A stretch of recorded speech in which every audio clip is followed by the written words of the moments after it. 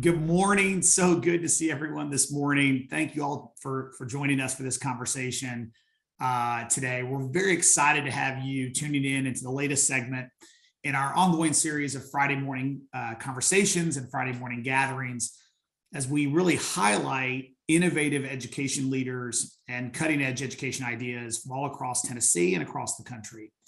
And in the spirit of SCORE's commitment in our mission that we seek to catalyze innovative change in education, and in our core values as an organization that many of the most difficult challenges in education can be solved through creative and innovative solutions, we want to highlight innovators, entrepreneurs, and leaders from across our state who are leading the way for students.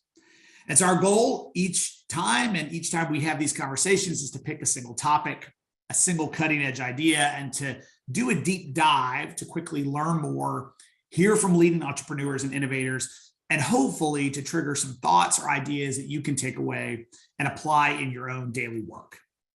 I know how busy everyone is, so our goal is to keep these sessions brief and informal. But we'll be taking questions as we get a little bit later into the conversation. Feel free to add any questions you have into the chat box as we go, and we'll make sure to get as many as we can in the conversation. So this morning, I'm very excited to welcome Dr. Patrick Washington from the Man Up Teacher Fellowship Program in Memphis. And just for a little bit of background here, Black men make up less than 2% of the nation's teachers. And Dr. Washington and the Man Up Teacher Fellowship Program aims to change that. Research shows that when young students of color, especially young male students, have men they identify with as their teachers, their entire educational experience is likely to change. They're much more likely to finish high school, much more likely to go into college. And the Man Up Teacher Fellowship's mission is to give students in high poverty, urban and rural communities, particularly male students of color, access to high quality male teachers and to advance policies that promote improved outcomes in K-12 schools. I know you'll be excited to learn more about this work, and so let me quickly introduce Dr. Washington, and then we'll get right to the conversation. Dr. Patrick Washington is a fifth-generation educator, and he traces his passion and inspiration for teaching back to his great-great-grandfather, Richard Adkins, who was born into slavery in 1860. Richard became literate and taught other slaves to read. It was through Dr. Washington's work as the founding principal of Promise Academy, Spring Hill in Memphis, and in recruiting teachers for the school that Dr. Washington realized the need for a program like the Man Up Teacher Fellowship. Dr. Washington's a graduate of Mississippi State University, Union University, and Ole Miss, and I hope you'll join me in welcoming Dr. Washington to the conversation this morning. And so, Patrick, why don't you just start with sharing maybe for 5 or 10 minutes or so an overview of the important work you're doing, and then I'll jump in with some questions that I have for you, and we'll open up, obviously, for questions that our attendees have as well. So I'll turn it over to you. Absolutely. Good morning. So grateful to be here, David. Thanks for this tremendous and wonderful opportunity. We believe that this work is the right work at this moment in time, and we're excited to be here to share what we've done and what our goals are to accomplish in the near future. So as you stated, I had at the point in 2015, I was actually sitting in my office, to be quite frank with you. It was during my tenure as a superintendent in Mississippi. And at that time, I had worked in rural and urban school districts, and in this particular district where I was, they had a challenge that most districts and schools are faced with right now. It's like recruiting talent. And so from that seat, I was driving, all over the state, all over the South. I was the one that was going to be the first face for the district in terms of recruiting teachers. And in my quest to find great talent for that particular district, I just had this moment where I recognized that all of these recruitment fairs and all of these organizations that I was working with, there were no men of color. There were, if at all, at that particular moment in time, I may have come across one or two. And so it sparked an interest to look at organizations that were intentional about recruiting teachers of color, first of all, alternate route programs as well as traditional programs. And so in my quest to find organizations that were doing this kind of work at that moment in time, there were maybe a handful that had a real strategy, a real approach to recruiting teachers of color. And so I began the process of looking researching those organizations that had, and school districts that had plans in place to make sure that they had diversity and representation across their districts. I began putting together a platform, a program, a curriculum to focus on recruiting, retaining, and supporting male teachers of color. And we had the great fortune in 2018 to partner with some philanthropic organizations here in Memphis and Shelby County with the simple charge of finding men of color who were interested in doing this work. And here we are entering into our 4th year. And our initial goal was to recruit and place an additional 100 men in pre-K through 12 classrooms in Memphis and Shelby County by 2023. And I'm excited to announce this year, with the next cohort of 30, we will surpass that goal. And so we're on track to exceeding 100 men in this year. And so we're excited about that. We know that when you focus on this particular population and you have individuals such as myself with stories that we can relate. I always knew I wanted to teach since I was about 4 years old.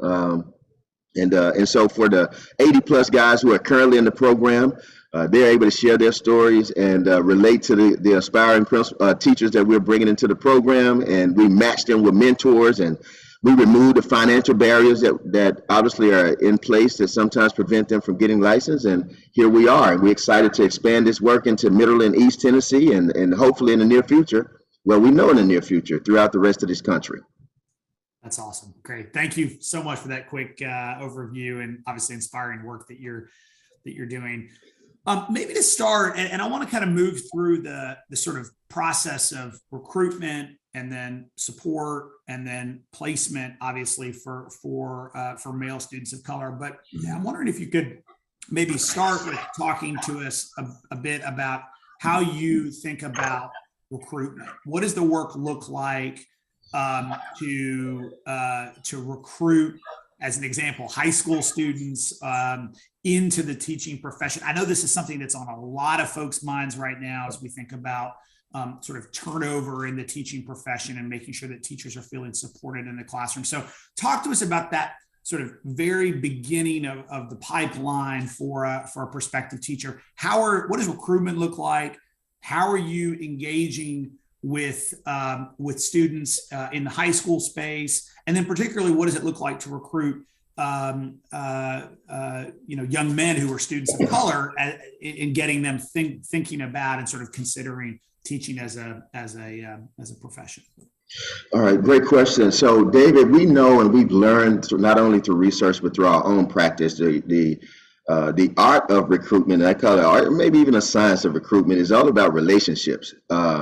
You cannot have a strong recruitment program in any organization if you don't do the heavy lifting of establishing relationships. So to answer your question, just I guess in the simplest of terms, like what does that look like? It looks like a lot of miles, a lot of phone calls, a lot of meetings, especially before COVID. It's a lot of in-person, and gratefully now at this particular moment in time, we're able to resume some of that. And we look for organizations, so that's universities, community colleges, school districts, charter schools, and public schools that have leadership that recognize the importance of having a diverse teaching pool or teaching staff. And we engage them in conversations about, what their needs are. And we do a great deal of community asset mapping in all of the communities that we work in to find and identify influencers and identify those individuals in the communities that can help us spread the word about this work. Because we've known since 1980, Hicklin did some work back in the early 80s where he was able to identify the 3 reasons why men in general don't pursue a career in education: low status, the career field itself needs to be elevated. Teaching is great work. It is, I believe, the most important career path, one of the most important career opportunities in our world and in our nation. And so we have to elevate what teaching means and what it means and who great teachers are and what great teachers look like. And so that's one. So changing the narrative about who great teachers are. So with that relationship piece, once we identify those individuals in those communities, we then begin the process of developing a strategy to identify places and locations where we can identify these young men and actually begin to spread the word about teaching being a career opportunity for them.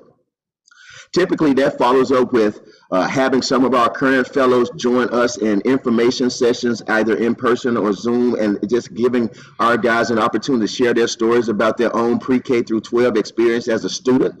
And too often for so many of our fellows who are current teachers, current practitioners in this work, their own experience wasn't the most pleasant. Many of them were on the opposite end of being, making great choices in schools, and some of them were actually put out of school. They were suspended and expelled. They have all those stories, and so they're able to relate to the fact that the classroom that they were in oftentimes were not those spaces where Black and brown boys could thrive. And so we make sure that we help them develop the kind of classroom, the kind of relationships with parents and community leaders and with their students that create these spaces where kids can thrive. And so a big part of our recruitment effort, again, David, is about relationships, identifying folks who recognize the importance of this work, strategizing with them to identify locations where we can actually get into schools, work with school leaders and principals to begin to spread the word about what it means to be a great teacher. And here's the other thing, and then I stop here. I can be long-winded. I love this work. I'm sure that a lot of most of our attendees this morning are in the education field, and most of our schools we have career days, right? And so a lot of our guys, I remember one of our fellows in particular, Aaron Walker, who is our cohort 2. It was like I was thinking back on my elementary experience, and we had career days. And so at career days, we had invited firemen, policemen, we had engineers, lawyers, attorneys. He said, I was thinking about my experience, and there were never teachers at the career fair to talk about a career in education. We know from recent research that oftentimes parents, teachers who they discourage their own kids from going into teaching. But our voice, our collective voice as a group of fellows, a fraternity of men who recognize the importance and value of this work, we're changing that narrative by building relationships, identifying partners who recognize the value of this work, and continue to cultivate those relationships and put structures in place where we have a continual pipeline wherever we are. We think our model is easy to replicate. It's very hands-on. It's a lot of hours. I've spent a lot of time on 40 between Memphis and Nashville, so hopefully that'll give me some points with the state troopers. They'll know, hey, he's just about the work of recruiting teachers, so we're gonna just let him ride. One more question, and then I want to move to kind of what the process looks like around support and training. One more question on recruitment. Could you talk a bit about the extent to which you're focusing recruitment on high school students versus a lot of times there are students who are in a post-secondary experience, didn't think about teaching, were there for another sort of degree or pathway, and sort of the power of sort of surfacing teaching as a potential profession in the post-secondary experience. So could you talk a little bit about how you think about recruitment or sort of encouraging young men to go into teaching at the high school level versus the post-secondary level? Yeah, it's certainly nuanced, right? Like our process for high school students, obviously working with principals and guidance counselors to help us identify potential aspiring teachers. For aspiring teachers who may be seniors in high school, or really honestly as early as 10th grade. We're excited about the partnership with MTSU. And so with that, just having that name recognition and the fact that MTSU graduates more teachers than graduates more teachers than any other institution in the state. It also gives us great credibility when we go to school districts and say, hey, we're about the work of creating this pipeline for high school students, and so we need your counselors, we need those career coaches to partner with us and help us identify students at your school who may be considering an opportunity to become a teacher. And so once we identify them, they still have to go through the process of completing an application on our website. But then our team of staff here at Man Up, we take them through a process of really just trying to determine if where their heart is, what their career goals are. And of course, this fall is our first, we're working to place our first cohort through MTSU. And what that'll be is, we're going to support and walk with them all the way through the application process at MTSU to the recruitment process. And then we match them with fellows who have at least 3 years of teaching experience, who can coach and develop them and help them help them be successful in the undergraduate experience. So that includes everything from weekly check-ins to being that critical friend to supporting them and making sure that they're getting their classwork done. We're putting a lot of these structures in place as we speak. That will include everything from having summer bridge work, where our fellows and our staff will continue to coach and help them learn and master some of the foundational principles of being a great teacher, from everything from monitoring students to understanding how to create a classroom culture and climate where students can take ownership. And so we're basically going to support them all the way from their own classroom experience as a student through their undergraduate experience into the process of being matched with a school in Nashville Metro and throughout Tennessee. And here's the other thing, David. These guys will continue to be connected with us throughout the duration of their undergraduate experience into their first first role as a teacher. And they're going to continue to get support for up to 5 years after they become a teacher. And that also includes if they're learning and becoming great and they're getting great student results. After the third year, we position them to earn their principalship certification through a partnership with New Leaders, Clark Atlanta University, and Morehouse. So our ultimate goal eventually will be, we're going to support teachers of color from the classroom to the boardroom and everything in between. So in a few years, you're going to have Man Up Fellows who are now superintendents, who are now charter schools founders, and so forth and so on. But the other pillars, so those are undergraduate. The graduate fellows, which is where we started initially. So these fellows already have an undergraduate degree from any institution. We take them through at least a 3-tier application process to make sure that they have the skill set and the mindset to want to teach. And we partner them with, we have partnerships with Relay Graduate School, U of M, several institutions of higher ed. They get their credentials through those institutions, but they meet with us monthly because we didn't want to, I didn't share this initially. So when I began the research in 2015, the idea was to create Man Up University, right? And a university specifically solely focused on developing and preparing teachers of color. So we took that curriculum that we developed, and we were able to keep some of its core components in place and without basically becoming our own institution of higher ed, partner with similar institutions that have great content in helping develop these guys as far as their teaching practice and develop and help them really refine and develop a lens for teaching. And so they get additional supplemental content from Man Up staff each month.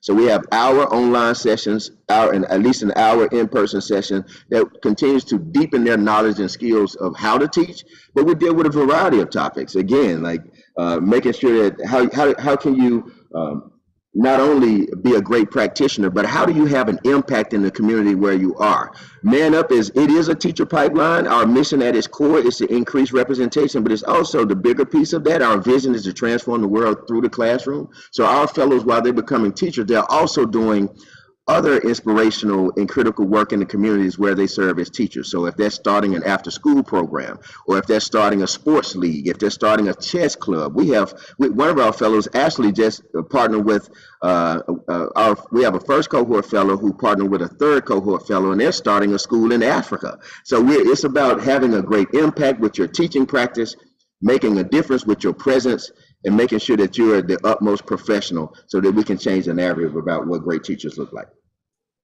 All right, then I want to move, you talked a little bit about this, but I want to move to kind of placement and would love for you to talk a little bit about what that job placement process looks like. Once you've got someone who's gone through the fellowship experience, how do you think about job placement? Yeah, so it's amazing. Just for example, here in Memphis and Shelby County, our partnerships we have partnerships with independent charter organizations such as Freedom Prep, Fraser Community Schools, and then we have partnerships with obviously like with the local school district here.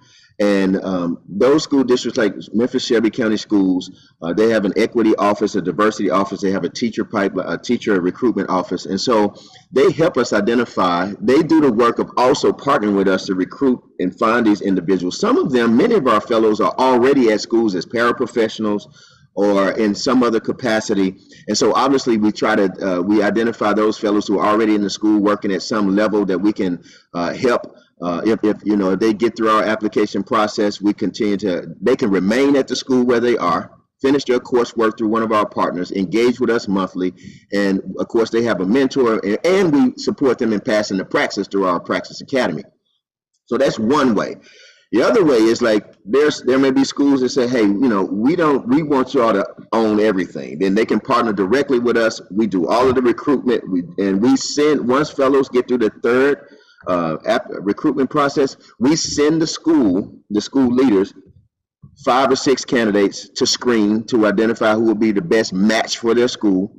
They notify us, and then we place them there. We say, okay, so in the fall you have these 3 fellows. We're going to make sure that they are learn how to teach quickly, and what I mean, we accelerate the process. We're going to help them become licensed, and so within a year's time, they're going to be a licensed practitioner. For some of our fellows, they get done even sooner than that, because depending on the program. And so we're very hands-on. If you think about us as being not only a pipeline but a partner, we're an employment agency for teachers of color. And when folks say, okay, so I mean, really, is that it? Because we are that intentional about it being it. Like, we're removing all of the excuses, all of the barriers. We're doing the work. We're traveling and hitting the road to make sure that principals don't have, and school districts don't have to do this heavy lift by themselves. We are right alongside them to send them candidates or work with the candidates they may already have at their schools or in their district to get them certified. All right, I've got one more question, and then would love to open it up for questions that we have from our guests. I know we've got a couple that have come in so far, so I'll turn to questions next, and feel free to jump in with any questions that folks have into the chat box, and I'll be sure to surface those for Dr. Washington. But last question for me, could you give us a sense of the data on how many students have gone through the fellowship, how many students you've placed? Walk us through some of that data. And I know, if I remember correctly, there are a couple of examples in particular of some schools in Memphis where really you've focused on getting to scale in some ways too. So wonder if you could talk maybe at a macro level across the entire Man Up Fellowship, how many students you've moved through, how many students you play, or fellows you moved through, how many fellows you placed, and then maybe give us an example or two in Memphis. Yeah, absolutely. So we started in 2018 with 10 fellows, and right now we have 83. We're in the process of bringing in the next cohort of 30. And so when we started, our initial goal was to begin with 10 and increment, like in each year, increase the number by 5. So we ended up taking some leaps. So we went from 10 to 15 to like 29, now at 83. The ideal cohort is 30, and which is why we have a cohort of 30 this year. And I'm proud to say also, with recognizing the retention rate for teachers of color in particular, we have over a 93% retention rate across our 4 cohorts. Across our 3 cohorts. And so we're excited about that. And to your point about some schools such as Freedom Prep, Promise Academy, and Fraser Community Schools, we've been able to place those organizations are led by great leaders who recognize the importance of diversity, equity, and inclusion, recognize the importance of having a pipeline and a partnership for men of color. And so it just made sense for those leaders like Roblin and Dr. White over at Fraser Community to say, hey, let's target your schools and put at least 2 fellows at each one of your sites together, so that they have an internal support network, because they know they're able to set a standard and give the network as a whole an idea of what Man Up is and what Man Up Teachers Fellows look like in practice, and how their practice looks completely different from a male teacher of color who may be going through some other program. And so in that regard, Freedom Prep is one of our largest, partners that has, I think we've sent through Freedom Prep alone with 13, 14 fellows over the course of the last 3 or 4 years, from elementary to high school. And when you look at our student achievement results, and we can certainly share those with you all later, our fellows have outperformed their colleagues and peers, male and female, who are not going through those traditional path programs. And we believe that is because of the level of development that we provide for them through Man Up, and also through the partnerships we have with other great institutions of higher ed, where we have these great practitioners who are really deeply grounded in research and content, and they understand the way the male mind works. And so we're able to present this content in a way to where they can quickly apply it to their practice when they go to their schools. So on that, we have the data that shows that, one, when you can put multiple partners fellows at a school, that internal network does have a greater result in terms of them being able to accelerate their growth more quickly, and then also just build an internal culture where it's understood that our staff is going to be diverse. We're not going to have any excuses with that. And so we're proud to have the partnerships that we do have here in Memphis and Shelby County. And again, we're excited about identifying and working with those school leaders in the rest of Tennessee to continue to move this work forward. Great. All right, I'm going to turn to some questions. We've got a bunch of questions. Again, just encourage folks to drop any questions you have in the chat box. One question was around the research around this work, and I think, Dr. Washington, you talked a bit at the beginning of the conversation around the research that clearly shows that particularly students of color benefit from having a teacher of color, but if I remember correctly, that research also shows that all students benefit. All students, yep. So, what if you could talk a little bit about that? Any of that research that you think would be helpful for our guests to kind of have. I would encourage everyone to look at a study that was done at Johns Hopkins University. It was actually done through their economics department, where they showed that having a diverse teaching staff is actually it has an economic impact as well. There's a piece there. And what they did, they looked at student outcomes who had teachers of color for all students, and they recognized, particularly for students of color, if they had a teacher of color, particularly for boys, it decreased the likelihood that they would drop out of school by over close to 40%. And for all students, it increased the likelihood that they would actually go on to finish high school by over 23%. And then there's a study that was done for 4th through 6th grade students in Tennessee and North Carolina recently. I forgot the researcher's name, but you can research the study of 4th through 6th grade students, Tennessee and North Carolina. Similar results. Students who had all students, white, black, male, female, regardless of their political status, socioeconomic status, when they had teachers of color, there were greater outcomes. And so when you think about all of us who are in the school business, we want great student achievement results. We'll buy all of the programs, we'll buy all of the assessment tools, we'll make sure that we're data rich, and we use all of the practices that we've learned from research, and we have all of these programs and curriculums in place. But here's the thing. If you can have a clear, solid focus on making sure that your staff is diverse, the research across the board shows you're going to get great student outcomes. So why that should be a strategy for every school district, and every charter management organization. It's a no-brainer.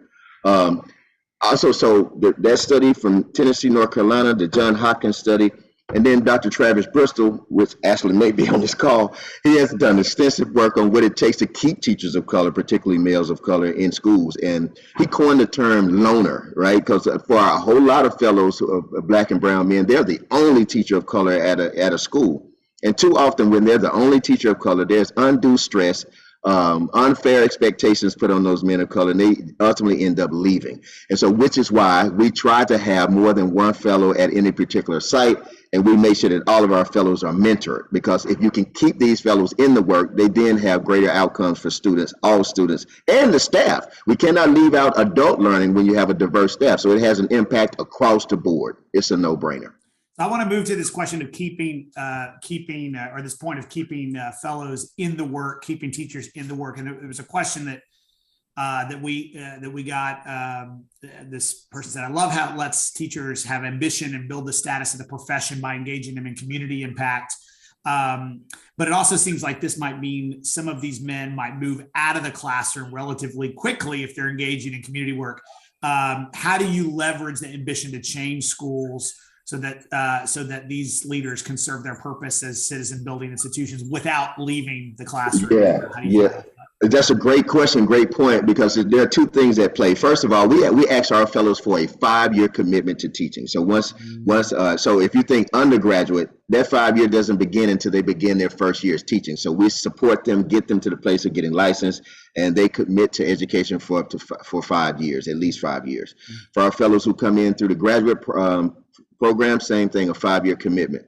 And so what we say to that is we point to our history as being people of color and how education was always a means for an upward trajectory for our families, and how we were able to move through the civil rights movement. All of that, education was an instrumental part of that. And so we see this as a social justice movement to move that needle. And so it's a calling, and it's an expectation that when you pin the Man Up Fellow pin on, that your commitment is to education. And by that I mean, we've had some fellows who, let's be honest, there are a lot of school leaders out there. I have to, in our orientation and onboarding process, we say to them, hey, we want these fellows recognize and understand that we want them to be great practitioners. Now, if they are getting great student achievement results, oftentimes there's this sometimes what I call overzealous leaders. They're like, hey, we got a couple of fellows, let's after 2 or 3 years we want to pour them to be dean of students, or we want to pour them to be coaches and all. And we don't discourage. We want our fellows to be on this upward trajectory to stay in education, and we don't want to limit them to that. So we when those opportunities present themselves, we have multiple conversations to figure out, hey, based on what your work has been and what your future goals are, can you still have the kind of impact that Man Up wants you to have if you move in this role? We don't discourage them from moving up, but we want these fellows to stay in education. And to the point for our fellows who see opportunities outside of their school community, we help and support them and coach them on, like, for instance, if you're going to start an after-school program, you don't have to necessarily step away from your role as a teacher to do that. And here's the other thing. You have a network of at least 80 and soon to be over 100 plus men who have intellectual capital, and they have human resource capital. They have a network within the community who can help you do that work so that you can remain in the classroom, in the school, or in education as a whole. So it's a Man Up is in totality is about supporting fellows in whatever way they deem to help them meet their goals, to make change happen in their community by remaining in education and staying in the school in some way. Great. I want to move to a couple kind of tactical questions and some detailed questions here, and maybe two that we've gotten. One is, are there scholarships available through the Man Up program? What does that look like? And then second, there was a question about praxis, and how do you support teachers with preparing for the praxis exam, knowing that sometimes that can be a barrier to earning licensure? Right. So the first question again, I'm sorry, you said the first question one more time. Are there scholarships available? Yeah, that's right. Okay. Yeah. So that was one of the things, again, we started off with. So none of our fellows have ever paid any tuition who's going through the graduate program. So in other words, like, we're a nonprofit. So obviously we lean on philanthropy and support from community members who recognize the importance and value and are able to support us with any amount, because we want to make sure that our fellows never see a bill as long as they're doing their work and committed to getting their license and doing the great work. So for all of our fellows, they've earned their teaching certification and or master's degree and we covered 100% of the cost. And we're working that out. Like, what does that look like for undergraduate students? There will be some scholarship or financial support. We have not gotten to the place where we know what those numbers are, those definite numbers are, but there will be scholarship opportunities for fellows who are going to go through the undergraduate partnership at MTSU as well. Again, the goal is remove the financial barrier. I love the idea of 100%. If you sign on and you're all in and you're committed, we're going to handle the financial part. You be busy about becoming a great practitioner.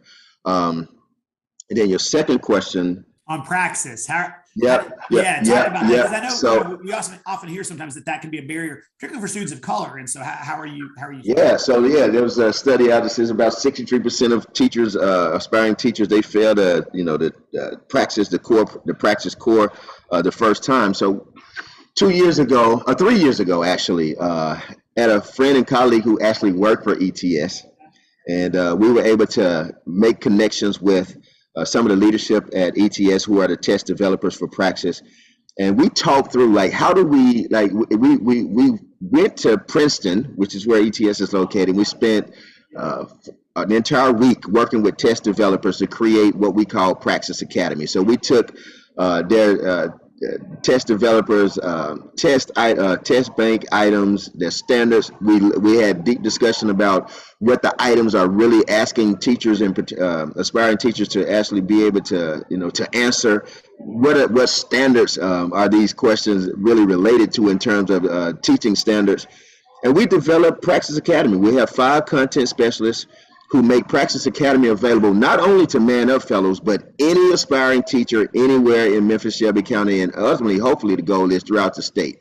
So if you're an aspiring teacher in any program, we offer this. I forgot the number of hours, but here's the thing. For anyone who's not connected with any school or any program, they can get Praxis Academy for $200. We wanted to make sure that that was affordable. For a lot of our schools and partners, they pay the cost for their teachers because, again, we need licensed practitioners. And so at this point, yesterday we were just discussing what our numbers are looking like, and I have our director of partnerships on. I forgot the exact number. Maybe Nicole can put it in there. I forgot how many folks we've had go through Praxis Academy at this point. But we have about 45% of our folks who go through at least past the Praxis, and we're working on getting that number up. All right, last question we've got from a guest, and then I'll turn to our kind of close for the session today. Yeah.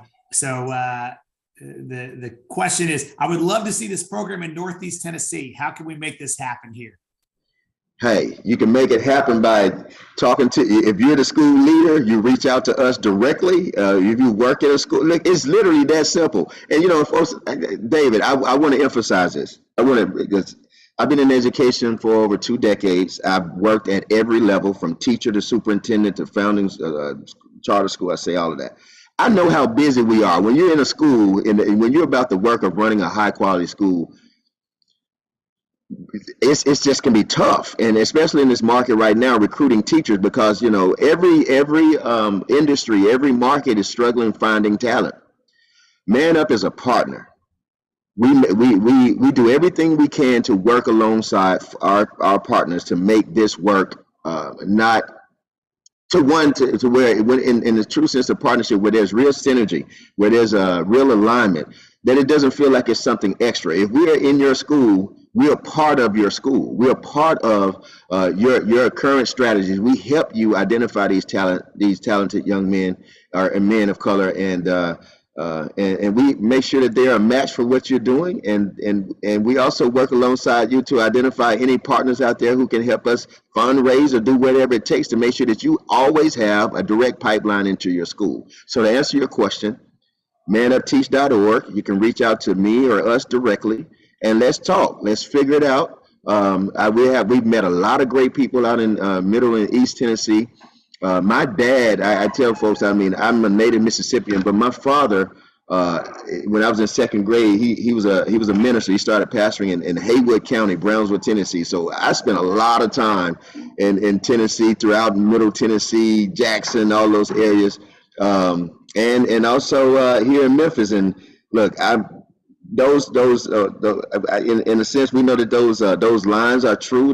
But for this work, we're ready to go throughout Tennessee, throughout Mississippi, in every school. If you really want to do this work, just reach out to us and we can make it happen. All right, last question for me, which is a question we ask Dr. Washington of all of our guests who join us, and that is, if you could sort of look ahead to 20 years from now in education, what do you predict or hope will be the biggest change? And that can be K-12, post-secondary. Yeah. Look ahead for us. Yeah, these conversations that we're having about the need to increase diversity, we don't have to have them anymore, because it's understood and it's recognized that schools in America should have a diverse staff. Period. Like diversity, equity, inclusion is alive and well throughout public education in America, 5 to 20 years from now, and as a result of that, students of color, particularly male students of color, graduation rates have increased. Lack of the representation in honors classes and gifted courses has increased. Entrepreneurship in the Black community has increased, because we have students who are getting a high quality education, and they're not necessarily moving from their communities, but they're moving their communities up because they're remaining present in where they live. And that in turn has increased and made America even better than what we are today, because we recognize and embrace diversity, equity, and inclusion at every level. So, man, that was a part of that. And now, whatever those challenges are 20 years from now, these won't be those challenges. We have a new set to deal with. Right. Thank you for that vision and for sharing that sort of aspirational look at where we can be 2 decades from now. So our goal is to keep these sessions only about 45 minutes or so. I want to respect everyone's busy Friday morning. Thank you again, Dr. Washington, for being with us, for sharing the exciting work you're doing. Really looking forward to staying updated with what I know will be lots of exciting additional updates and initiatives that Man Up is leading. And just want to say before we close, would like to encourage everyone to continue to join us for these sessions. We'll be announcing our June date and special guests soon. And also look for a link to this morning's session, which we'll be sending out via email this afternoon, and all of our previous Friday's Focus sessions on our YouTube page. Thank you again for joining us. Thank you, Dr. Washington, for your work. Hope everyone has a great day, a great weekend, and look forward to talking to you again soon. Thanks, David. Everybody take care and be encouraged. Continue to do the great work every day. And we're here to partner with you. manupteach.org. Thank you. All right, take care.